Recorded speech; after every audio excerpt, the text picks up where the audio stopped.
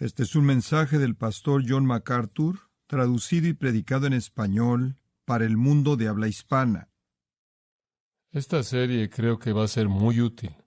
Hay ciertas categorías de teología, ciertas categorías en las que la verdad de la Biblia puede ser dividida. Toda la verdad de la Escritura puede encajar en unas 10 categorías. Y usted estará aprendiendo estas categorías y siguiendo a lo largo de esta serie que confío en que va a ayudarle realmente a poder estudiar su Biblia con una mayor cantidad de eficacia conforme usted entiende en dónde encajan las cosas.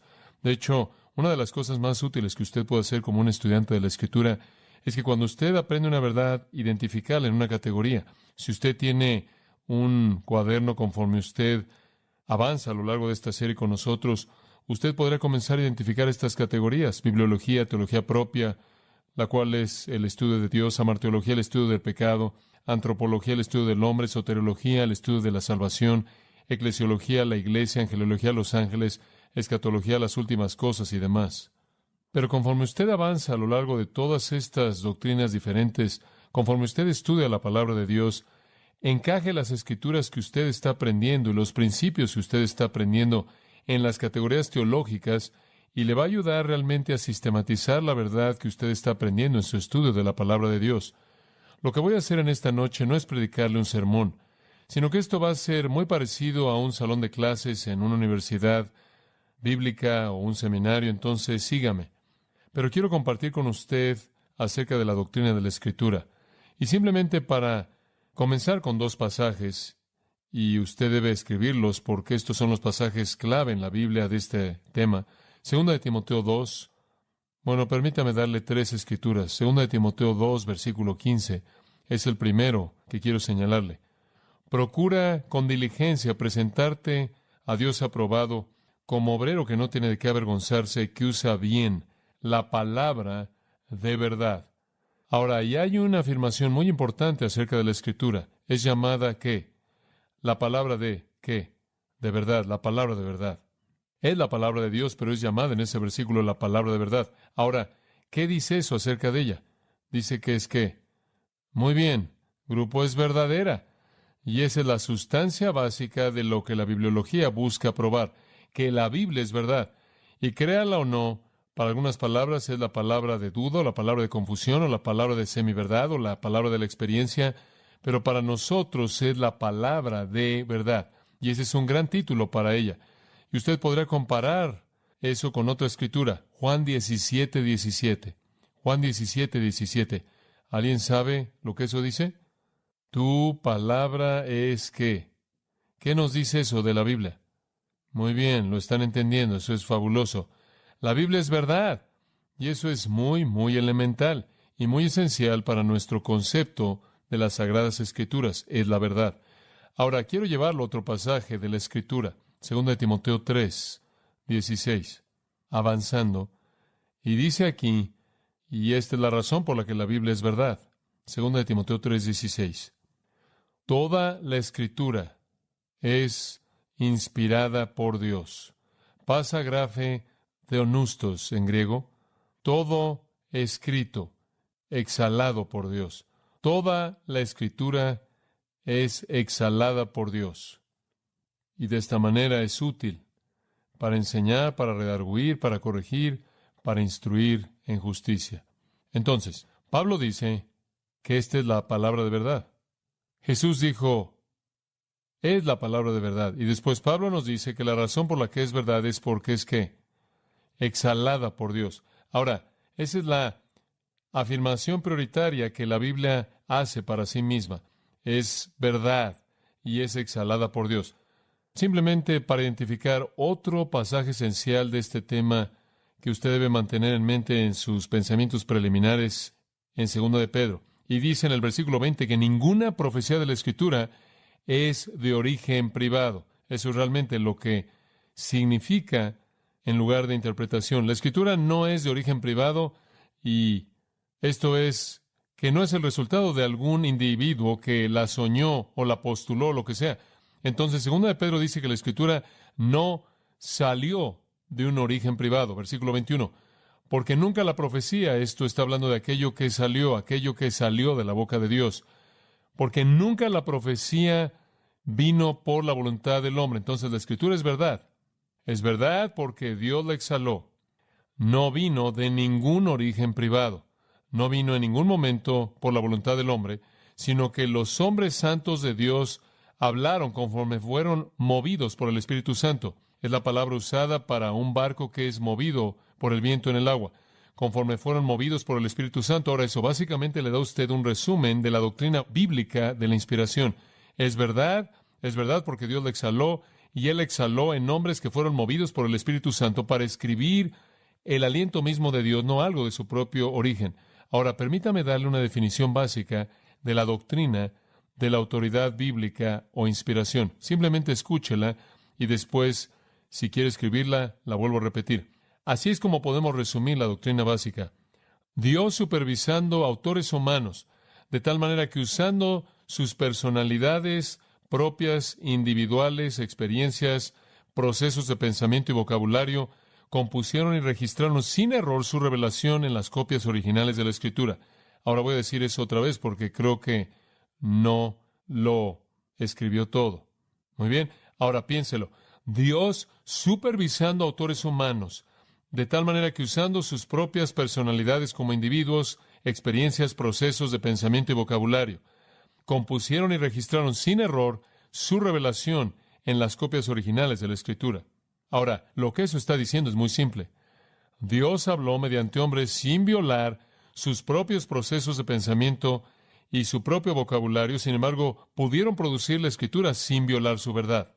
Ahora, hay una buena analogía de esto para ayudarle a entenderlo.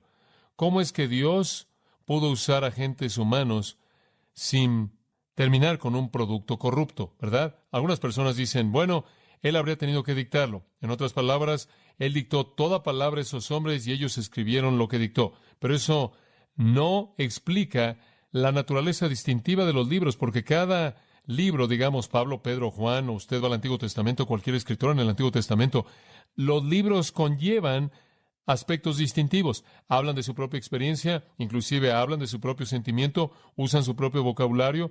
Si usted lee, digamos, Amós, el pastor de Tecoa, usted encuentra un sabor totalmente diferente en el escrito. Usted encuentra el sabor de un hombre que es un hombre de la tierra, mientras que si usted lee el escritor del libro de Hebreos, usted encuentra esta especie de enfoque sacerdotal, muy erudito, religioso, muy intenso en términos ceremoniales. Si usted lee a Pablo, usted encuentra un desarrollo muy lógico, mientras que si usted lee a Pedro, usted encuentra una apelación diferente, y entonces usted ve la personalidad ahí, pero si no es dictado, ¿cómo entonces es que Dios puede usar estos autores humanos sin adulterar su palabra? Y la analogía perfecta de eso es el nacimiento virginal, porque en el nacimiento virginal usted tiene a Dios, y Dios es el agente mediante el cual el Señor Jesucristo nace, ¿verdad? Pero Dios trajo a Cristo a la tierra mediante María, ¿verdad? ¿Acaso fue María una pecadora? Claro que ella fue una pecadora. Sin embargo, ella dio a luz al Hijo de Dios, y nada de la pecaminosidad de ella lo manchó en absoluto. Sin embargo, Él fue el hijo de ella, ¿verdad? Ella lo llevó en su vientre por 9 meses. Ella dio a luz a ese niño. Él, en términos humanos, fue la carne de María. Y entonces usted tiene eso como una analogía de la Escritura, mientras que Dios implanta la semilla en María y María da a luz en su plenitud como mujer a ese niño, siendo de manera plena su hijo. Ese hijo, aún así, no es tocado por nada de la pecaminosidad o fragilidad de María. Y así es la palabra de Dios. Dios, usando un autor humano, produce una escritura perfecta sin mancha alguna por el instrumento humano que Él usa. ¿Lo ve usted? Y eso es básicamente lo que creemos que es verdad acerca de la Escritura. Y ese es el caso de sus copias originales. A lo largo de los años, conforme ha sido copiada y recopiada y recopiada y recopiada y demás, sabemos en dónde los que copiaron han metido en la situación ciertos errores. Esos, por cierto, son obvios. Debido a la naturaleza absolutamente divina de la Escritura, podemos señalar, en la mayoría de los casos, en dónde es que los hombres han escrito de manera equivocada una palabra o algo así. Entonces sabemos que los autógrafos originales fueron inspirados por Dios. Permítame tan solo añadir una nota a pie de página a eso.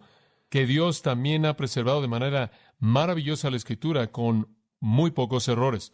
Pero como cualquier otra cosa que el hombre usa, va a llevar la marca del hombre eventualmente. Sin embargo, ha mantenido su pureza. Y una de las grandes pruebas de eso fue el descubrimiento de los rollos del Mar Muerto, los cuales son fechados desde antes del tiempo de Cristo y muestran que las Biblias existentes que tenemos en la actualidad no han cambiado en absoluto desde ese entonces. Entonces Dios verdaderamente ha supervisado su palabra. Ahora, permítame tan solo darle tres cosas, tres términos para que los mantenga en mente cuando usted ve la Escritura.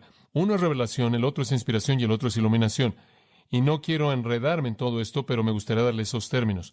El primer término es revelación. Esto es el cuerpo de verdad que Dios quiere comunicar. Ese es el mensaje. Esa es la verdad de Dios que Él desea comunicar. La segunda palabra es inspiración. Ese es el método mediante el cual Él lo comunica. ¿Escuchó eso? El tercero es iluminación y ese es el método mediante el cual usted la entiende. Entonces Dios tiene un cuerpo de verdad. Esa es su revelación. La revelación de sí mismo. Ese es el mensaje. Inspiración es cómo es que Él la comunica. Él la exhala mediante autores humanos. Iluminación es cómo es que usted la entiende. ¿Y de quién depende usted en la iluminación? El Espíritu Santo. El Espíritu Santo. ¿Y quién es el agente mediante el cual la inspiración se llevó a cabo? El Espíritu Santo. Entonces, de manera única, el Espíritu Santo es el agente en la revelación, siendo transmitida a nosotros e iluminada para nosotros conforme estudiamos la Escritura. Ahora, esos son simplemente algunos pensamientos básicos conforme comenzamos. La palabra es verdad, porque es exhalada por Dios y no es de algún origen privado, no es el resultado de la voluntad del hombre. Eso es básico. Es Dios supervisando a los autores humanos de tal manera que usando sus personalidades como individuos, experiencias, procesos de pensamiento y vocabulario, componen y registran sin error su revelación en las copias originales de la Escritura. La revelación es el cuerpo de verdad, la inspiración es el proceso mediante la cual es comunicada, e iluminación es la manera en la cual la entendemos. Ahora, es importante al comienzo de cualquier estudio de teología comenzar con la Biblia, porque si usted no tiene la Biblia, no tiene nada más, ¿verdad? Si usted niega la verdad de la Biblia, ¿con qué se queda? Absolutamente nada. Y siempre hay personas que vienen y dicen, bueno, parte de la Biblia no es verdad.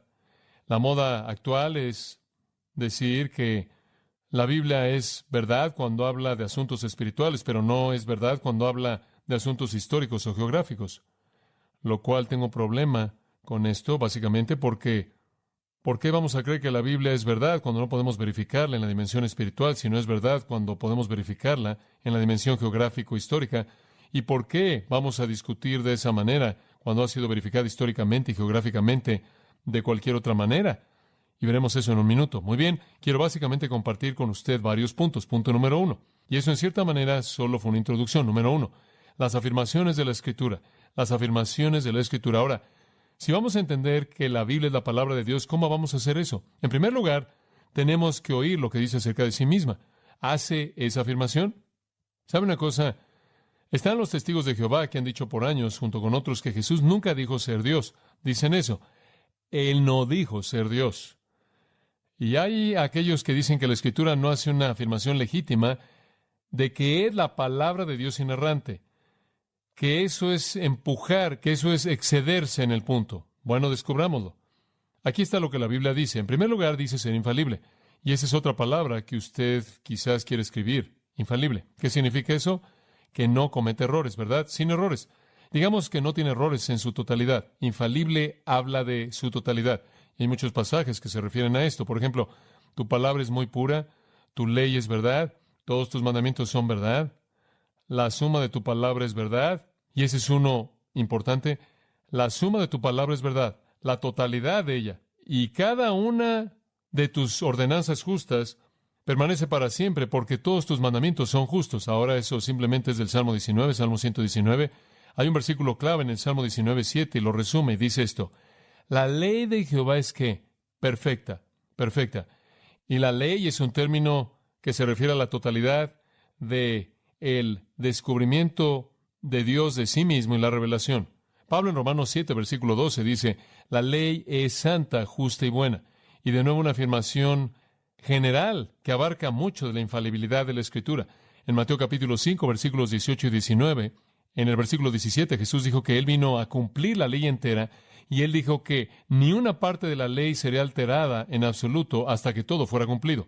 Y en Juan 10:35 él dice que la Escritura no puede ser quebrantada. Entonces, y esa es una muestra literalmente de muchos versículos que hacen la misma afirmación. La Biblia dice que es infalible. Eso es lo que afirma. En segundo lugar, dice ser inerrante. Y si infalible habla de la totalidad, inerrante habla de las partes. Es infalible, como los reformadores antiguos solían decir, como norma de fe y práctica. También es inerrante en toda parte, de tal manera que no solo, observe esto, infalible en la verdad que expresa, sino que es inerrante en toda palabra. Y eso significa es sin error. Proverbios 30, versículo 5 dice, toda palabra de Dios es limpia. Ahora usted no puede ser más específico que eso. Toda palabra de Dios es limpia. En 1978, en octubre, tuve el privilegio de estar en el comité de lo que fue conocido como el Concilio Internacional de la Inerrancia Bíblica. Algunos de ustedes pudieron haber sabido de esto, porque en marzo, ¿es marzo, sí? ¿Mayo o marzo?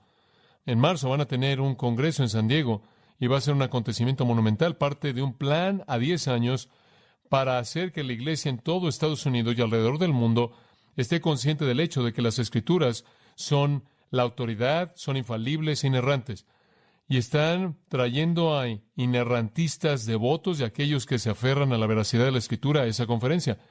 Y eso realmente es el resultado del congreso que tuvimos en 1978 en Chicago, en el cual una afirmación fue formulada por estos grandes hombres, básicamente afirmando la inerrancia de la Escritura. Y una parte de esa afirmación en particular que bosquejamos en esa cumbre dice esto: infalible significa la cualidad de no llevar al error ni ser llevado al error, y entonces protege en términos categóricos la verdad de que las Sagradas Escrituras son una regla y guía en todo asunto, una regla segura y confiable. De manera semejante, inerrante significa la cualidad, la característica de estar libre de toda farsa o error, y protege la verdad de esa Sagrada Escritura como totalmente verdad y confiable en todas sus afirmaciones. Es difícil a veces distinguir esos dos términos, pero uno significa una guía confiable y el otro dice que es debido a que toda palabra es verdad. Entonces, en su totalidad puede ser confiable porque toda parte individual es absolutamente verdad. Y podríamos tomar esas dos palabras, infalible e inerrante, y resumirlas en una palabra: verdad. Es verdad. Así de simple. Ahora, ¿por qué es verdad? Porque es exhalada por Dios. Y la Biblia dice que Dios no puede, ¿qué? Mentir.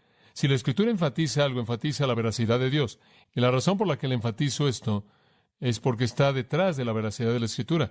Y si usted suelta la veracidad de la Escritura, usted ha abandonado la veracidad de Dios. Dice usted, oh, no, Dios todavía podrá ser verdadero, pero el hombre podría corromper su veracidad. Muy bien, entonces usted tiene un Dios impotente que no puede comunicar un mensaje verdadero mediante un instrumento humano. Entonces, o usted termina con Dios como alguien que no es verdadero o impotente. Y ¿es la realidad en alguno de esos casos? Claro que no, usted ha alterado a Dios. La tercera afirmación que la Biblia hace para sí misma, y creo que este es un importante, es que es autoritativa, que tiene autoridad. Y con eso simplemente queremos decir que la Biblia afirma que debe ser oída. Isaías dice, oídos cielos y oye tú tierra, porque habla Jehová. Es como ese comercial, cuando Dios habla, todo el mundo escucha. Tiene autoridad.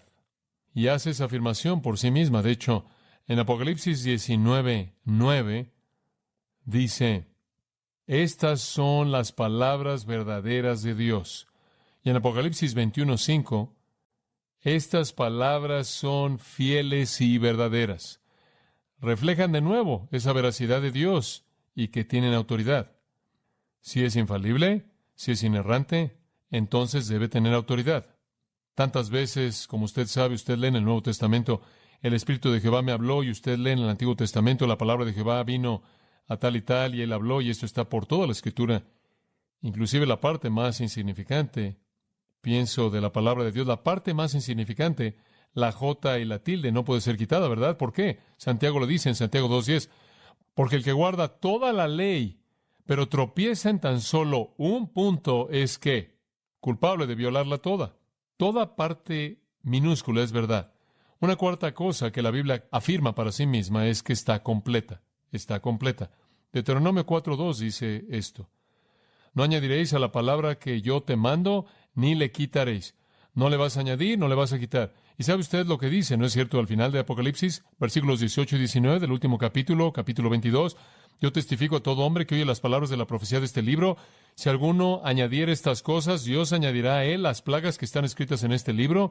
Y si alguno quitare de las palabras del libro de la profecía, Dios quitará su parte del árbol de la vida en la santa ciudad, las cosas que están escritas en el libro. Usted no puede añadirle, usted no le puede quitar.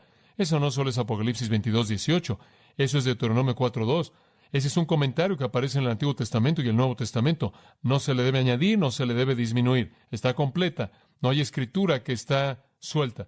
Siempre me acuerdo de la señora en Australia que recibió todas las visiones y ella las mantenía apiladas junto a ella, y cuando alguien en su secta le preguntaba qué era la verdad, ella veía sus visiones previas para descubrir lo que Dios había dicho de eso. No hay verdad adicional. La palabra de Dios está completa. Usted no le añade sin estar en peligro de juicio. Y después un quinto principio que la Biblia afirma para sí misma es que es eficaz. Es eficaz. Esto es, afecta dramáticamente a la gente.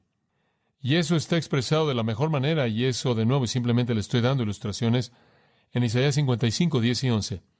Como la lluvia y la nieve descienden de los cielos y no regresan sin regar la tierra y hacerla florecer para que dé semilla al que siembra y pan al que come, así mi palabra sale de mi boca. No regresará a mí vacía, sino que hará lo que yo deseo y cumpliré el propósito por el cual envié. Isaías 55, 10 y 11. Dios dice, cuando yo envío mi palabra es eficaz, hace lo que la envié que hiciera. Ahora esas son algunas afirmaciones maravillosas que la Biblia hace. Infalible, inerrante, con autoridad completa y eficaz. Afirmaciones sorprendentes. Eso nos lleva al segundo punto. ¿Qué cree usted que es el segundo punto? ¿Cómo sabemos que es verdad? ¿No es cierto? Digo, esas son afirmaciones sorprendentes. La Biblia dice ser la única palabra que Dios jamás habló, que Él dejó. Dice todas esas cosas. Y los críticos vienen y la niegan, y entonces quedamos con la responsabilidad de responder a la pregunta: ¿cómo sabemos que sus afirmaciones son verdad? Y ese es el segundo punto primordial. ¿Cómo sabemos que las afirmaciones de la Biblia son verdad? ¿Cómo sabemos todo esto? He escrito 2 libros básicamente de la Biblia. Uno es llamado Concentrados en el Hecho. ¿Alguno de ustedes ha visto ese pequeño libro? ¿Por qué puede confiar en la Biblia? Y el otro es llamado ¿Por qué creo en la Biblia? Y tiene una edición más pequeña llamada Recibe la palabra de Dios para esto. Y cubro todas estas cosas en mucho más detalle, pero hay un prefacio que escribí para el libro Concentrados en el Hecho, y me gustaría citarme a mí mismo, si puedo, en este punto, porque creo que va a explicar algo que usted necesita entender conforme hablamos de este concepto de cómo sabemos que las afirmaciones de la Biblia realmente son verdad. Porque la gente siempre está haciendo la pregunta, ¿acaso la Biblia se prueba a sí mismo como la verdad? Escuche y vea si esto le ayuda. ¿Es fácil convencer a alguien de que la Biblia es la palabra de Dios en base a su unidad, su exactitud científica histórica, sus milagros, su evidencia arqueológica? Yo no he descubierto que ese es el caso. En una serie especial que se extendió a un periodo de 3 semanas, presenté dichos datos en una universidad particular en California. Pensé que la prueba era abrumadora y ninguna persona se volvió creyente. ¿Por qué es que no convenció a todos los incrédulos cuando es tan convincente para nosotros?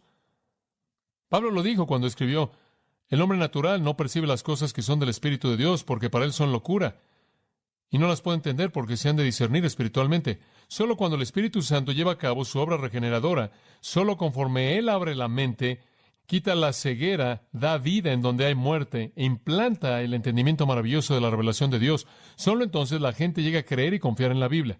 La razón por la que sé que la Biblia es verdad es que el Espíritu de Dios me ha convencido de esto. Usted debe entender ese pensamiento porque eso es clave para todo. A la luz de eso, sugiero un cambio en nuestra estrategia. Hemos estado diciendo la profecía ha sido cumplida, la Biblia es exacta científicamente, ocurrieron milagros. La Biblia produce cambios radicalmente revolucionarios en las vidas de personas, por lo tanto, es la palabra de Dios. En lugar de esto, propongo que declaremos que la Biblia es la palabra de Dios y, por lo tanto, la profecía ha sido cumplida, los milagros se han llevado a cabo, las afirmaciones científicas son correctas y vidas han sido transformadas. En otras palabras, no creo que la responsabilidad de la prueba es externa, sino creo que es interna. Creo que la Biblia es verdad y, por lo tanto, estas cosas suceden. Y espero que eso quizá le dé un poco de distinción. Eso significa entonces, ahora observe esto, que la Biblia primordialmente es para aquellos de ustedes que ya creen que es verdad. Y lo que tratamos de hacer es reafirmar y asegurar la fe de aquellos que ya están comprometidos a eso mediante el ministerio del Espíritu Santo. ¿Ve usted eso? Es el ministerio del Espíritu Santo llevarnos a la confianza en la palabra de Dios. Y únicamente podemos fortalecer esa confianza porque usted puede convencer a alguien intelectualmente acerca de muchas cosas, pero a menos de que el Espíritu de Dios vuelva sus corazones a la fe y confianza, no van a creer en la profundidad de su alma. Entonces, debido a que la Biblia es verdad, verifica su veracidad. Su naturaleza es verdad y por lo tanto va a hablar con verdad. Pero veamos con eso en mente la evidencia que la Biblia da para mostrar que es verdad. Y le voy a dar quizás 6 o 7 líneas de evidencia. Y obviamente no podemos cubrir este tema entero. Es la clase de un semestre, créame, en seminario. Estoy avanzando lo más rápido que puedo. Le voy a dar algo de evidencia interna, algo de evidencia externa. ¿Muy bien? En primer lugar, interna. ¿Cómo sabemos que la Biblia es lo que dice ser? ¿Está diciendo que es eficaz o tiene autoridad infalible, inerrante y demás? ¿Cómo sabemos esto? En primer lugar está el testimonio de los escritores. El testimonio de los escritores. Y ese es un testimonio interno.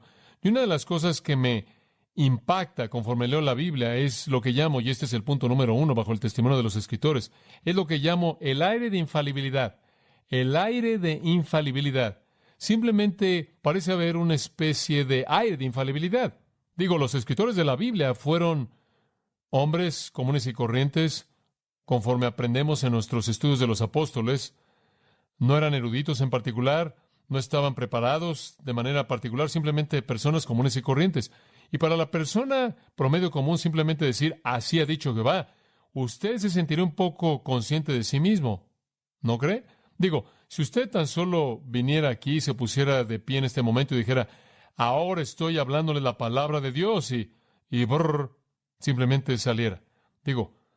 Yo me sentiría como que tendría que presentarlo antes como un prólogo, como algo así como sé que esto se oye ridículo. Todos ustedes me conocen y simplemente soy yo. Y no sé cómo esto pasó, pero esta es la palabra de Dios. ¿Se dan cuenta? Usted en cierta manera tiene una tendencia natural a aclarar, ¿no es cierto? No hay nada de eso en la Escritura. No hay un sentido de conciencia personal por ser el vocero de Dios.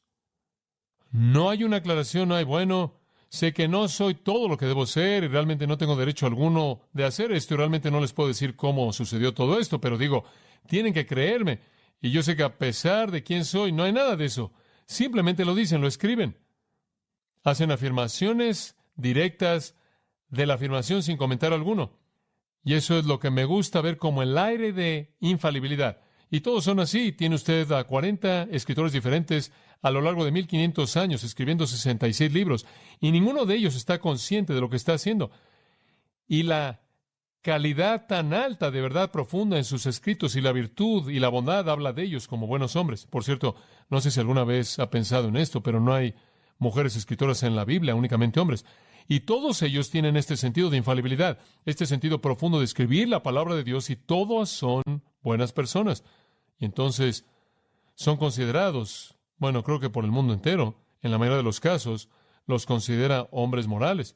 No asumimos que 40 hombres diferentes en un periodo de 1500 años escribirían 66 libros y todos serán mentirosos. No en la manera en la que escribieron, porque lo que dicen está lleno de virtud, entonces está ese aire de infalibilidad. Después, en segundo lugar, bajo este testimonio de los escritores, hay afirmaciones directas de la inspiración de la Escritura. De hecho, dicen ser inspirados por Dios. ¿Quieres saber cuántas veces? 3,808 veces en la Escritura. Y eso es únicamente el Antiguo Testamento. 3,808 veces en el Antiguo Testamento, los escritores dicen que lo que están diciendo es la palabra de Dios. Ahora, ¿cuántas veces tienen que decirlo antes de que lo creamos? 3,808 veces. Hay 2,600 afirmaciones directas a la inspiración. Alguien calculó 680 en el Pentateuco, 1,307 en los profetas, 418 en los libros históricos y 195 en los poetas. Entonces, 2,600 veces afirman la inspiración. 3,808 veces se identifican a sí mismos como hablando la palabra de Dios. En el Nuevo Testamento hay por lo menos 1,000 referencias al Antiguo Testamento. Ahora, ¿qué nos dice eso? Que creían los escritores del Nuevo Testamento, que el Antiguo Testamento era ¿qué? Verdad y la palabra de Dios. 320 veces citan el Antiguo Testamento. Santiago creo que resume esto de manera hermosa en Santiago 4:5. ¿O pensáis que la Escritura habla en vano? Y cada vez que usted ve el término Escritura, a menos de que sea aclarado de alguna manera, se está refiriendo al Antiguo Testamento, la Escritura. Y los escritores del Antiguo Testamento se dieron cuenta de que estaban hablando la palabra de Dios. Los escritores del Nuevo Testamento también. Ilustración, Hechos 1:16. Pedro se puso de pie y dijo, varones y hermanos, esta Escritura necesita ser cumplida. Observe esto. La cual el Espíritu Santo habló por boca de David. ¿No es eso bueno? ¿Qué le dice usted del Antiguo Testamento? El Espíritu Santo por boca de David, ¿qué? Habló. Esa es una afirmación clásica del significado de la inspiración. El Espíritu Santo hablando mediante la boca de David. En el capítulo 4 del libro de los Hechos, y estas de nuevo son únicamente algunas escrituras sugeridas, hay otras, quien por boca de David ha dicho, y usted tiene muchas otras escrituras como esa. Entonces usted tiene a los escritores del Antiguo Testamento, ahora siga mi pensamiento, los escritores del Antiguo Testamento diciendo ser inspirados, usted tiene a los escritores del Nuevo Testamento diciendo que los escritores del Antiguo Testamento son inspirados mediante 320 citas y 1000 referencias y afirmaciones directas como esas. Después usted tiene a escritores del Nuevo Testamento diciendo que también son inspirados. Por ejemplo, Gálatas 1, en donde Pablo dice en el versículo 11, os he dado a conocer, hermanos, que el evangelio que fue predicado por mí no es de hombre, ni lo recibí de hombre, ni me fue enseñado, sino mediante la revelación de Jesucristo. Ahora, ¿de dónde sacó él su mensaje? De Cristo, versículo 15. Pero cuando agradé a Dios, el cual me agradó desde el vientre de mi madre y me llamó por su gracia a revelar a su Hijo en mí, para que yo le predicara entre los gentiles, no consulté inmediatamente con carne y sangre. Él recibió su mensaje directamente del Señor Jesucristo. Ahora observe 1 Timoteo 5, versículo 18. Si usted realmente quiere todos los detalles de esto, esos libros están disponibles y también hay otros buenos libros del tema. Pero le voy a mostrar algo interesante en 1 Timoteo 5, 18. Pablo hace una cosa maravillosa aquí. Porque la Escritura dice, observe eso, ve eso en el versículo 18, porque la Escritura dice, no pondrás bozal al buey que trilla. Eso básicamente significa, págale al predicador porque no debes ponerle bozal mientras que él está predicando. Y el obrero es digno de su salario. Ahora, ¿sabe usted lo que es interesante de ese versículo? La primera cita, no pondrás bozal al buey que trilla, viene de Deuteronomio 25:4. La segunda cita, el obrero es digno de su salario, viene de Lucas 10:7. ¿Qué está diciendo Pablo acerca de Lucas? ¿Que Lucas escribió qué? La Escritura. ¿Lo ve en el versículo 18? La Escritura dice, y después cita Lucas. Entonces ahí tiene usted al escritor del Nuevo Testamento corroborando a otro escritor del Nuevo Testamento. En un sentido, entonces, usted tiene al apóstol Pablo afirmando la realidad escritural de los registros del Evangelio. En este caso, Lucas es el ejemplo. Pablo llama a los escritores del Evangelio Escritura. Observe 2 de Pedro 3:15. Y él habla aquí de nuestro amado hermano Pablo, según la sabiduría que le fue dada, os ha escrito. Pablo ha escrito a ustedes, dice él, en todas sus epístolas, y él está hablando en ellas de estas cosas, algunas de las cuales son difíciles de entender, las cuales los indoctos e inconstantes tuercen, como también las otras que... Escrituras. ¿Qué dice Pedro acerca de Pablo? Pablo escribe ¿qué? Escritura. Escritura. Entonces, Pablo corrobora los evangelios. Pedro corrobora las epístolas paulinas. Segunda de Pedro 3:2 sería un buen pensamiento también. Él dice, que tengáis en mente las palabras habladas de antemano por los profetas santos y el mandamiento de nosotros, ¿qué? Los apóstoles. Entonces, él equipara los escritos de los apóstoles y los mandamientos de los apóstoles con los profetas santos del Antiguo Testamento. Entonces, el Nuevo Testamento afirma ser la Escritura. Entonces, usted tiene a Pablo corroborando los evangelios, Pedro corroborando a Pablo. ¿Le gustaría que alguien corroborara a Pedro? Pruebe Judas 17. Pero, amados, acordaos de las palabras que fueron habladas de antemano por los apóstoles de nuestro Señor Jesucristo.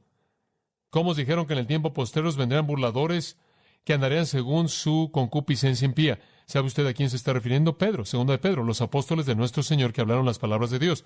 Y así es. Y así es. Y en el Apocalipsis de Juan, por cierto, por lo menos en 3 lugares, él dice estar escribiendo la palabra directa de Dios. Entonces, la primera línea de testimonio interno de la validez de la Escritura es el testimonio de los escritores mismos. En segundo lugar, está el testimonio del Señor Jesucristo. Y creo que este es el corazón y alma del argumento entero. Lo único que realmente quiero saber es una cosa. ¿Cuál fue la perspectiva de Jesús de la Biblia, verdad? Porque si sé en qué pensó, en eso quiero pensar, ¿verdad?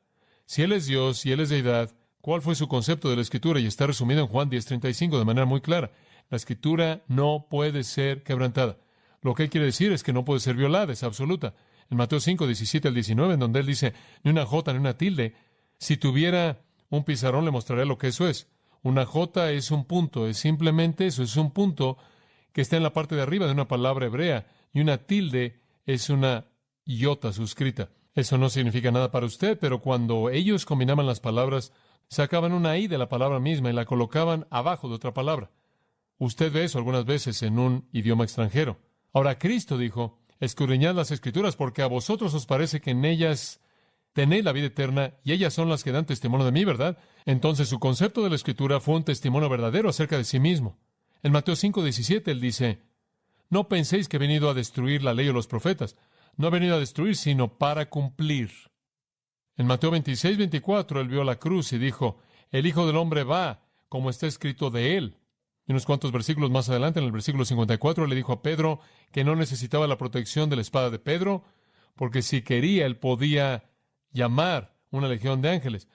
Pero ¿cómo entonces se cumplirían las Escrituras? En otras palabras, el Señor sabía que toda palabra, toda letra de la Escritura tenía que ser cumplida. Él creía que era la palabra de Dios. De hecho, en Lucas 16:17, Él dijo, es más fácil que pase el cielo y la tierra que no se cumpla una tilde de la ley. Es más fácil que el cielo y la tierra pasen que la Escritura. No quiero tomar mucho tiempo con esto, pero el Señor inclusive hizo algunas cosas sorprendentes con la Escritura. Él presentó un punto estrictamente en base al tiempo de un verbo, citando un pasaje del Antiguo Testamento. Inclusive el tiempo del verbo fue exacto para presentar el punto que Él quiso presentar. En su propia muerte, Él sabía que la profecía del Salmo 22 decía que el Mesías diría ciertas cosas en la cruz como Dios mío, ¿por qué me has desamparado? Eso es exactamente lo que Él dijo, citando palabra por palabra el Antiguo Testamento. Y Él clamó, tengo sed. Él confirmó la creación de Adán y Eva. Él dijo, ¿no habéis leído que el que los hizo al principio, varón y hembra, los creó? Y dijo, por esto dejará el hombre a su padre y a su madre, y se unirá a su mujer, y serán una sola carne. Si usted quiere negar el relato de la creación de Génesis, entonces va a tener que tratar con Jesús porque Él lo creyó. Él creyó en el relato de la creación y Él lo apoyó. Él habló en Marcos 12 acerca de aquellos que erraron porque no conocían las Escrituras. Y no quiero tomar más tiempo fuera de decir que de las 1800 citas de Jesús en el Nuevo Testamento, 180 a una de 10 vinieron del Antiguo Testamento. Entonces es muy claro lo que Él creyó. Y Él creyó que lo que Él dijo fue verdad, que Él habló únicamente lo que el Padre le dio que hablara y su palabra fue la verdad. Ahora, cuando usted trata con la gente en este tema, hay solo 3 opciones. Y son estas. Una, hay errores en la Biblia, pero Jesús no sabía cuáles eran. Muy bien, esa es una opción. 2, hay errores en la Biblia, Jesús los conocía, pero los encubrió. O 3, no hay errores. Las primeras 2 no representan correctamente a Cristo, ¿verdad? Si hay errores en la Biblia y Él no sabía cuáles eran, no es Dios. Si hay errores en la Biblia y Él no nos dijo, Él los encubrió, entonces no es un Dios santo. La otra alternativa es que no hay errores. Tercera línea de testimonio es el testimonio del Espíritu Santo. Y esto es realmente de lo que hablamos al comienzo mismo. Esto realmente es la clave. Y creo que el mejor texto que usted puede apuntar es 1 Corintios 2, versículos 7 al 14. Habla de la Escritura, la verdad de Dios en este texto, afirmando en el versículo 9, cosas que ojo no vio, ni oído yo, ni han entrado en el corazón del hombre, son las cosas que Dios ha preparado para los que le aman. Pero Dios nos las reveló por el Espíritu, por su Espíritu.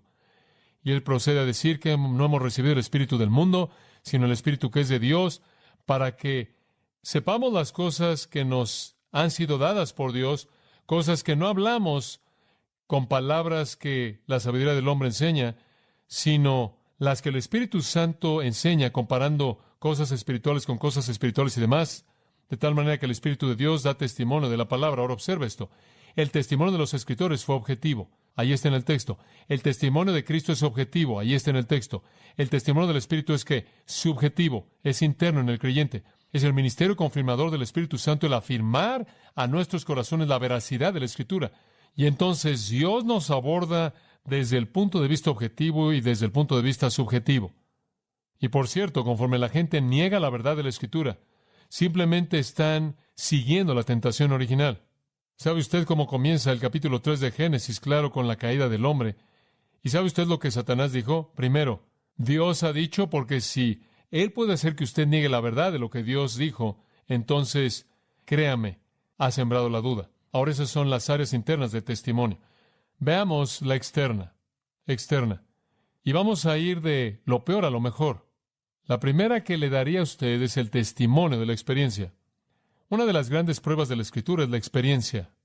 Usted sabe cuando alguien viene a un servicio de bautizo, y siempre creo que esos son realmente maravillosos, y siempre hay gente que se salva y vienen al bautizo y se sientan ahí, y quizás son agnósticos, quizás, ¿sabe usted lo que significa agnóstico? Alguien que no sabe. Son arrogantes, para decir eso, el equivalente en latín es ignoramos. Pero no están seguros y no están interesados en los argumentos y todo eso, y quizás inclusive son ateos o quizás simplemente realmente no saben, no tienen opiniones y se sientan ahí y oyen una persona tras otra hablar de cómo la verdad de la Escritura los llevó a Cristo y transformó de manera total su vida. Haciendo a un lado todos los argumentos intelectuales, es muy difícil para ellos enfrentar eso. Muy difícil. Es el impacto abrumador de una vida transformada. Y me atrevería a decir que en su caso, en la mayoría de los casos, debido a que no están ahí moviéndose en el mundo intelectual, la razón real a nivel de la experiencia por la que usted cree la Biblia no es porque usted ha entendido todos estos argumentos, sino porque usted sabe lo que hace en su vida cuando responde a ella, ¿verdad? Porque usted ha visto a Dios operando. Eso es la experiencia. Millones de cristianos apoyarán esto por la realidad misma de su vida transformada. Y como he dicho esto, una Biblia que se está despedazando normalmente pertenece a alguien que no lo está. Y eso es básico. Usted aplica las cosas de la Escritura y funcionan. Ahora, esa es una línea útil de evidencia para la Escritura, pero tiene debilidades. Porque cuando usted usa la experiencia como un verificador de la verdad, siempre tiene a personas que tienen otras experiencias, ¿verdad? Entonces tiene sus limitaciones. Pero su impacto, no obstante, es poderoso. De hecho, me atrevería a decir, sin duda alguna, que la mayoría de la gente viene a Cristo y llega a confiar en la palabra de Dios porque ven lo que Cristo hace mediante su palabra en la vida de alguien más que conocen. Por mucho, eso es lo que importa con la mayoría de la gente. Muy bien, ahora en segundo lugar está el testimonio de la ciencia. El testimonio de la ciencia. Y le confesé a usted al comienzo que no soy un científico, tengo muy poco interés en la ciencia, simplemente cubrí la ciencia que necesitaba tomar en la universidad, aguanté la respiración, tomé los exámenes y desde ese entonces he descubierto que tengo un mayor interés en la ciencia ahora de lo que jamás tuve en ese entonces, porque ahora entiendo cuán maravillosamente manifiesta la verdad de Dios. Y cuando la Biblia habla en relación a la ciencia, siempre es exacta, siempre es exacta.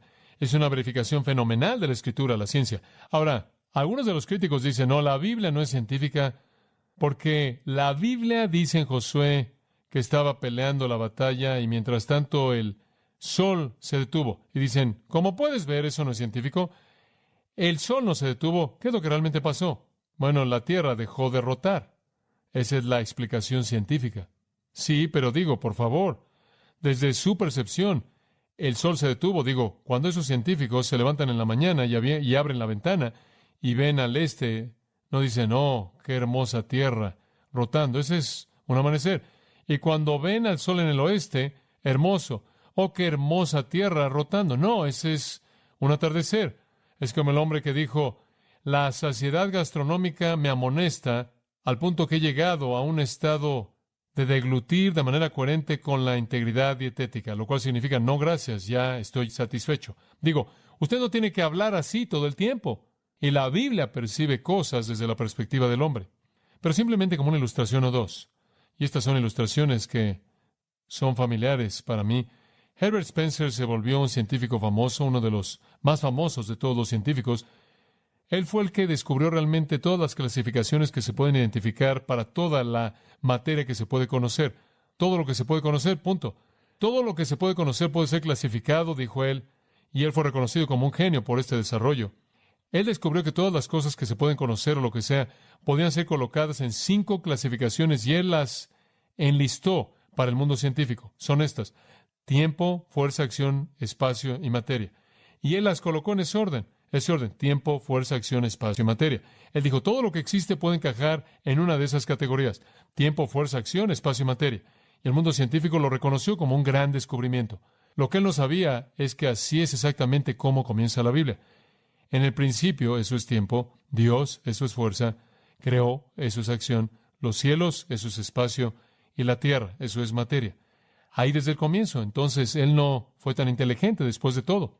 En la ciencia existe lo que se llama la segunda ley de la termodinámica, la cual algunos de ustedes saben que es la ley básica, que afirma que toda la materia está desgastándose o desintegrándose, tiende hacia la disolución. Y es interesante que eso es exactamente lo que la Biblia dice. Antes de la caída eso no era verdad, pero tan pronto como vino la caída, Dios maldijo la tierra, ¿verdad?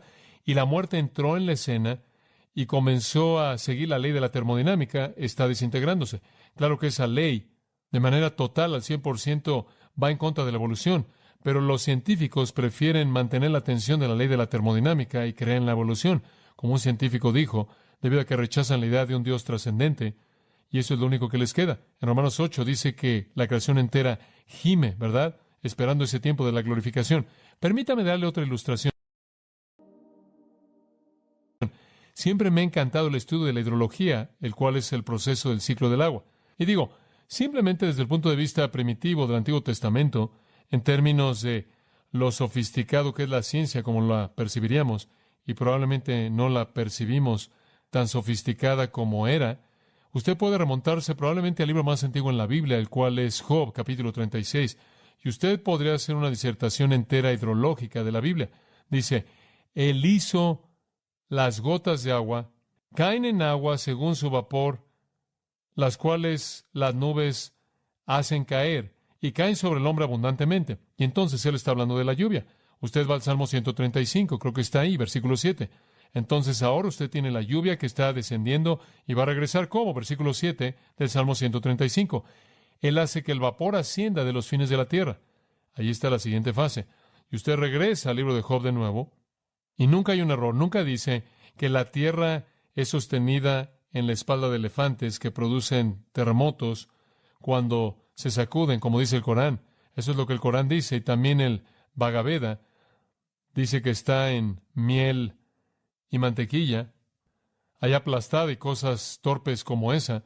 La Biblia nunca dice eso. Job 26:8 dice, él amarra el agua en las nubes pesadas y la nube no es despedazada. ¿No es eso maravilloso?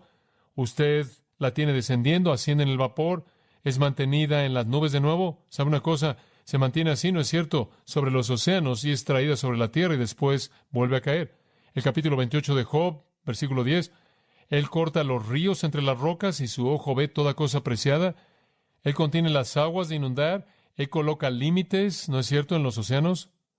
Todo está aquí, es maravilloso. Y simplemente estoy escogiendo uno aquí y allá, pero el Salmo 33:7 dice, él reúne el agua del mar como en un montón. Él almacena la profundidad en almacenes. Él mantiene los océanos en sus lugares y podría ir más allá de eso.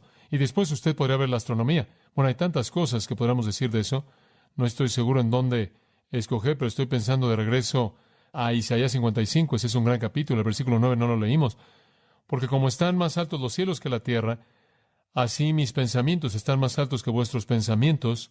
Ahora piensen eso. ¿Qué tan alto está el cielo? Los científicos solían pensar que estaba bastante alto. Solían pensar que estábamos adentro de una pelota. ¿Sabía usted eso? La perspectiva de Ptolomeo. Estábamos adentro de algún tipo de pelota, pero él dice, el cielo es tan alto como Dios está por encima del hombre. Ahora eso no es una pequeña distancia, eso es el infinito. Y estamos comenzando a descubrir el cielo infinito. ¿Sabe usted que años atrás la gente estimaba que habían 1030 estrellas? Ahora saben que hay miles de millones en nuestra galaxia, y hay millones de galaxias, Jeremías 31:37. Así dijo Jehová, si el cielo arriba puede ser medido, y los cimientos de la tierra pueden ser escudriñados abajo, desecharé a toda la simiente de Israel por todo lo que han hecho. ¿Puede usted descender a la tierra y escudriñarla? No puede, porque está llena de algo en donde usted no puede sobrevivir. ¿Puede usted descubrir la medida del cielo con todos los telescopios en el mundo? No. Y si usted pudiera eso, entonces Dios se alejaría de la realidad de esta analogía y su palabra no sería verdad, porque Él dice, yo no haré más eso de lo que ustedes no pueden medir el cielo, no puede ser medido. Por cierto, el capítulo 33 de Jeremías añade otro pensamiento a eso, dice, el ejército de los cielos no puede ser contado, ni la arena del mar puede ser contada. Me gusta pensar en que hay por lo menos tantas estrellas como hay granos de arena en toda playa, en todo lugar, en el mundo entero. Esas son muchas estrellas. Eso es lo que Dios dijo. Por cierto, Jeremías 31, no puedo resistir tampoco 31:35. Así ha dicho Jehová, que dé el sol para luz del día, las leyes de la luna y de las estrellas para luz de la noche, que parte el mar y braman sus ondas, Jehová de los ejércitos es su nombre. Si faltaren estas leyes delante de mí, dice Jehová, también la descendencia de Israel faltará para no ser nación delante de mí eternamente. Dios no va a revocar su pacto con Israel más de lo que las estrellas dejarán de brillar, la luna y el sol. El Salmo 19 habla del sol y dice, el sol sale del fin del cielo y su circuito hasta su fin. Eso es simplemente increíble. Porque solían reírse ante eso y decir, el sol no va a ningún lugar, el sol no se mueve y la tierra gira alrededor del sol. Ahora sabemos que el sol está en una órbita que toma millones de años para completarla. Y literalmente estamos viajando por el espacio. No solo conforme damos vueltas al sol, sino conforme el sol viaja por el espacio en velocidades increíbles. Y tiene una órbita exacta y precisa que ahora han descubierto, tal como el Salmo 19 dijo. Bueno, usted podría hablar de geología. ¿Sabe usted en qué consiste la ciencia de la isostasia? Realmente no comenzó sino hasta 1959. Es el estudio del equilibrio de la Tierra. Usted necesita tener tanta profundidad en el mar como altura en las montañas. De lo contrario, todo iría así. Cuando rotara y todos viviríamos la vida así, usted daría 2 pasos y después 1 hacia arriba, 2 pasos y después hacia arriba. Entonces la Tierra tiene que rotar perfectamente, tiene que estar en equilibrio absoluto. Esa es la ciencia de la isostasia. Usted necesita tener el peso perfectamente equilibrado y Dios ha equilibrado perfectamente el globo. Y eso es exactamente lo que la Biblia dice, y suelen decir que era plana para comenzar, y eso es ridículo. Esa es la ciencia de la geodesia. Ahora la forma de la Tierra. Pero veamos, creo que es Isaías 40:22. Él es el que se sienta sobre el círculo de la Tierra. Y no podían leer eso, y estaba ahí. Y en el capítulo 40, versículo 12, Él es el que midió las aguas en el hueco de su mano. Él mide los cielos con su palmo. Él mide el polvo de la tierra, y Él pesa los montes con balanzas y con pesas los collados. Dicen, Job da vuelta como la arcilla en el sello. Si usted tenía que firmar su nombre en un pedazo de pergamino, si quería firmar su nombre en algo suave, usted sabe, de arcilla que ellos grababan, usted tenía un cilindro de firma con 2 palos que salían en los extremos. Y cuando usted quería firmar con su nombre, usted simplemente giraba eso por encima de la arcilla o el barro suave. Ahora, ¿qué dice eso de la tierra? Gira como la arcilla en el sello. ¿Rota sobre qué? En un eje. Así dice Job 38:14, es una esfera. ¿Sabe usted que si lee Lucas 17 en la parábola ahí, usted va a encontrar que cuando Jesús venga, algunas personas van a estar durmiendo y algunas personas van a estar trabajando? Va a ser de noche y día al mismo tiempo cuando Él venga. ¿Qué le dice eso usted? ¿Que la Tierra es qué? Redonda, esférica. Tiene que ser. Y después usted tiene la gravedad. Job 26:7, Él cuelga la Tierra sobre nada. Después usted tiene la meteorología, el peso del aire. No descubrieron eso sino hasta tiempos más bien modernos. Sin embargo, Job, el libro más antiguo de la Biblia, dice, Él da peso al aire. ¿Qué acerca de la fisiología? Solían desangrar a la gente cuando se enfermaba, aunque dice en Levítico, porque la vida de la carne en la sangre está. Usted los está matando cuando usted hace eso y seguimos y seguimos y seguimos. Bueno, quizás tenemos tiempo para tan solo un pensamiento más. Y creo que esto, en cierta manera, nos va a llevar al fin en nuestro pensamiento. Eso es el testimonio de la profecía. Y creo que sin duda alguna, esta es la evidencia más grande que emana de un texto santo inspirado. Y es que la Biblia simplemente predice de manera constante cosas que suceden. Y los críticos no pueden hacer nada con esto, simplemente no pueden. Digo, y no voy a tomar el tiempo para desarrollarlo porque se acabó nuestro tiempo, pero usted tome, por ejemplo, la profecía de Ezequiel 26 al 28, la cual es una profecía de la ciudad de Tiro, y dice esto: Tiro será destruida. Y después muchas naciones vendrán en contra de Tiro en una especie de olas de ataque, y después dice que el lugar va a ser aplastado, va a quedar desolado, desierto, y pescadores van a secar sus redes porque ya no va a haber ciudad ahí, y después habla de todo el escombro que va a ser arrojado al océano, y después dice que nunca será reconstruida. Digo, eso es por lo menos 6 puntos específicos. Destruirán la ciudad primordial, naciones levantándose en contra de ella en olas, finalmente será desintegrada, los pescadores van a secar sus redes, el escombro será arrojado al mar, nunca será reconstruida. Eso es exactamente lo que sucedió, exactamente lo que pasó. Y fue una gran ciudad, decir eso será como decir, usted sabe, Denver va a dejar de existir sobre la faz del mapa. Eso simplemente no tiene sentido, porque era una gran ciudad. Controlaba Fenicia desde el tiempo de Hiram el primero, estaba fortificada de manera fuerte, tenía un muro de muchos metros de altura, inclusive de grosor, tenía una flota tremenda que la protegía desde el lado del océano. Hiram el primero comenzó su reinado 8 años antes de Salomón. Él solapó el reinado de David. Y David disfrutó de ayuda por parte de él al construir el palacio. Recordará que cuando enviaron los cedros del Líbano, que eso era de Hiram, y entonces fue en ese periodo de tiempo. Pero la historia es maravillosa conforme se desarrolla. Y Nabucodonosor destruyó la ciudad, así como dijo la profecía, la dejó en escombro total, solo una parte quedó destruida. Más adelante Alejandro Magno vino, y en ese tiempo en particular, la gente que estaba en la ciudad, en la tierra que quedó destruida, se había mudado a una isla que estaba lejos de la costa. Estaban viviendo en la isla. Y Alejandro envió un barco con algunos de sus hombres y dijeron, quiero provisiones para mi ejército. Él estaba conquistando el mundo en ese entonces. Él dijo, quiero provisiones para mi ejército. Y dijeron, no, olvídalo. No tienes un ejército naval y estamos aquí afuera en la isla. No vamos a hacer nada por ti. Y entonces regresaron y Alejandro se enojó. Entonces él tomó todo el escombro de la ciudad, lo arrojó al océano y construyó un puente y marchó y destruyó el lugar. Simplemente exactamente lo que el profeta había dicho. Todo el escombro habría sido arrojado al mar. Bueno, ¿quién se habría molestado por hacer eso? Ningún conquistador se habría molestado por hacer eso. Y el lugar terminó desierto. Hoy día es un lugar en donde los pescadores secan sus redes y nunca ha sido reconstruido. Simplemente exactamente lo que la Escritura dijo. Y hay profecías así por toda la Escritura.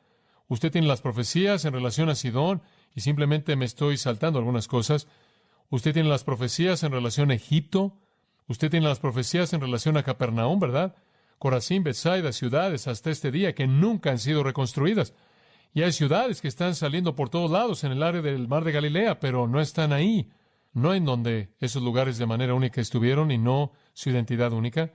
Sidón estaba, no sé, a más de 20 kilómetros de Tiro, y el profeta dijo en Ezequiel 28, Tiro, Sidón sería atacada, sería quemada, sería saqueada y será reconstruida. Eso es exactamente lo que pasó. Y existe hasta el día de hoy como una ciudad que es un puerto. Hoy ya no es llamada Sidón, sino Saida, y todavía existe. ¿Por qué es que Tiro dejó de existir y Sidón se quedó? Porque eso es lo que Dios dijo que pasaría. Después usted tiene más de 330 profecías de Jesucristo y simplemente sigue y sigue. Lee Ezequiel 30 en algún momento y las profecías de Egipto. Y le estoy dando estas porque todos sabemos de las profecías mesiánicas. Todos sabemos de las profecías de la nación de Israel.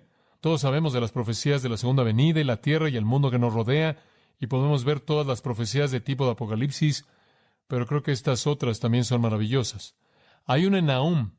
Dice que Nínive será destruida por una inundación. Y esa fue una afirmación maravillosa porque Nínive fue una de las ciudades más grandes de las ciudades antiguas. Simplemente para darle un simple pensamiento en esto. Tenía un muro interior de varios metros, torres de varios metros de grueso, varios metros de altura, 15 puertas, un canal de varios metros de anchura y una circunferencia de más de 7 kilómetros, simplemente como una fortaleza. Y más allá de eso, tenía un muro exterior. Entonces aquí está este muro interior de varios metros de alto, de varios metros de grosor. Ahora, a casi 1 kilómetro de distancia está otro muro, en su punto más fuerte en el 663 a.C., 51 años después, destruido de manera absoluta. Ese pequeño profeta oscuro, Nahum, capítulo 1, versículos 8 al 10, dijo que sucedería, y sucedió. No hay Nínive, ni la ha habido por siglos. ¿Y sabe una cosa? Los estudiantes de la historia y la geografía han estudiado ese lugar en sus estudios arqueológicos y han descubierto que cayó en el mes de Ab, y ese es el mes de la lluvia. Hay un estrato de piedras y arena alrededor del lugar que verifican que fue inundada. Los estudiantes de la historia y la geografía determinaron si fue el Tigris o lo que es llamado el río Kosher. Probablemente algunos de estos, inclusive el río Tibiltu, causaron esto, pero saben que fue una inundación. Y después Isaías 13 habla de Babilonia. Y sí, y simplemente sigue y sigue. Simplemente profecías maravillosamente exactas. Bueno, eso probablemente es más información de la que usted puede recibir. Permítame tan solo resumirlo. La Escritura dice ser la verdad, dice ser la palabra de Dios, dice ser exhalada por Dios. Verifique esas afirmaciones mediante la evidencia interna, que es tanto objetiva como subjetiva, mediante la evidencia externa, que es experimental, y eso es subjetivo, y científica y profética, y eso es objetivo. Como lo ve usted, por dentro, por fuera, objetivo, subjetivo, la Escritura se verifica a sí misma. Ahora eso tan solo me da un tercer punto que quiero presentarle, y voy a hacer eso en unos 3 minutos. Tenemos entonces las afirmaciones de la Escritura, la verificación de esas afirmaciones y ahora el proceso de la inspiración de la Escritura. ¿Cómo sucedió eso? ¿Cómo sucedió realmente? Y simplemente quiero resumir la doctrina de la inspiración rápidamente. Es exhalada por Dios, ¿verdad? Estamos de regreso a Timoteo y Pedro. Es exhalada por Dios, no de los hombres, sino del Espíritu Santo exhalando en los hombres. Ahora, permítame tan solo darle algunos pensamientos importantes. Esto no se refiere a un mérito humano de alto nivel. Esto es lo que es llamado inspiración natural. Es como la Odisea de Homero o las obras de Shakespeare. Algunos genios religiosos le escribieron, no es eso. Otros han hablado de lo que llaman inspiración de pensamientos, que la Biblia es inspirada en el sentido, y esta es la más popular entre los liberales en la actualidad, que Dios simplemente les dio pensamientos religiosos y ellos escribieron en respuesta a pensamientos religiosos. Pero eso no cuadra con la Escritura. En primer lugar, ¿cómo es que usted puede tener pensamientos religiosos sin palabras? ¿Alguna vez tuvo usted pensamientos sin palabras? Muy difícil. En 1 Corintios 2:13 dice, hablamos palabras que el Espíritu Santo enseña. Y después algunos dirían que es inspiración de una naturaleza espiritual. Eso es inspiración espiritual. Dicen solo se extiende a la verdad espiritual, que eso no puede ser verdad porque usted puede verificar la historia y la geografía y la ciencia y la arqueología y todo, y nadie jamás ha probado que está mal. No estaríamos aquí si lo hubieran hecho, ¿verdad? Y después otros dicen lo que es llamado inspiración existencial. Es simplemente un libro humano, pero si lo conmueve usted, es inspirado en donde lo conmueve usted. Eso es neortodoxia. En donde usted es conmovido espiritualmente, eso es inspiración. Y después está lo que es llamada la inspiración de la ética de Jesús. La única parte que realmente es verdad y que es inspirada es la parte que refleja la ética de Jesús. Y la ética de Jesús, esto es la postura liberal extrema. Jesús es amoroso, gentil, perdonador, lleno de gracia. Y entonces, en algún lugar en donde hay juicio o ira o enojo o santidad o alguna cosa de esas, eso no es inspirado. Son simplemente las palmadas sobre la cabeza y las cosas agradables. Eso es la ética de Jesús. Pero todas esas son inaceptables. Creemos que es inspirada y de regreso a nuestra analogía, así como el nacimiento virginal. Es de manera total la obra de Dios sin la falla del hombre, aunque el hombre sea el agente. Permítame cerrar al leer una afirmación de J. Packer en su libro Dios hablado. Certeza acerca de los grandes temas de la fe cristiana y la conducta está ausente en la actualidad. El observador de afuera nos ve como tambaleándonos de técnica humana a técnica humana, de truco a truco, como muchos borrachos en una neblina, no sabiendo en absoluto en dónde estamos o hacia dónde vamos. La predicación es nebulosa, Las cabezas están confundidas, los corazones están aterrados, las dudas quitan nuestra fortaleza, la incertidumbre paraliza la acción. Conocemos el shibboleth victoriano, que viajar con esperanza es mejor que llegar, y nos deja fríos. Los eclesiásticos de cierto tipo nos dicen que el deseo por tener certeza es mera debilidad de la carne, una señal de inmadurez espiritual. Pero no nos encontramos con la capacidad de creerles. Sabemos en nuestros huesos que fuimos hechos para la eternidad y para la certeza. No podemos estar felices sin esto. Sin embargo, a diferencia de los primeros cristianos, quienes en 3 siglos ganaron al mundo romano, y aquellos cristianos que más tarde fueron los pioneros de la Reforma y el despertar puritano y el avivamiento evangélico y el gran movimiento misionero del siglo pasado, carecemos de certeza. ¿Por qué es esto? Culpamos las presiones externas del secularismo moderno, pero esto es como Eva culpando a la serpiente. El problema real no está en nuestras circunstancias, está en nosotros mismos. Fin de la cita. Y yo añadiría un comentario a pie de página. Estamos en problemas y carecemos de certeza, y el problema está en nosotros, y básicamente está en el hecho de que la iglesia en la actualidad, en su perspectiva amplia, no cree que la palabra de Dios es la palabra de Dios, y entonces no hay stand.